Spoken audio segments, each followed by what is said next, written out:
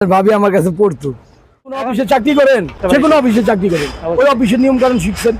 আমি জন্মের পর আমার মায়ের দেখছি, আমার মার থেকে আদব কায়দা শিখছি, আমার মার থেকে লেখাপড়া শিখছি। আমার মা যতটুকু শিক্ষা দিছে আমরা অতটুকুই পাইছি। হ্যাঁ, আমার মা এখন আল্লাহর মধ্যে 100-তে 100। আর আমার মা কোনো ছেলের হাতেরটা খায় না, না না, উনি কোনো ছেলের হাতেরটাও খায় না, কোনো ছেলের বোর হাতেরটাও খায় না। উনি নিজে লতা পাতা রান্না করে নিজে খায়। আপনার ভাবি যদি আমার সাহায্য না করতো তাহলে কি আমি একা একা এতগুলা কাজ করতে পারি? আমার ওয়াইফ যদি খারাপ হয় তাহলে আমি 32 বছর তার সাথে থাকতে পারবো না। কখনো আমাদের সাথে ঝগড়াঝাটি হাতাহাতি হয় না। বেশি রাগ করলে উনি আমার মার কাছে চলে যায়, একদম ডাইরেক্ট হেড অফিসে চলে যায়, একদম হেড অফিসে। আরে বাবা রে বাবা, আইতেই দিব না ঢাকা শহরে ওনারা।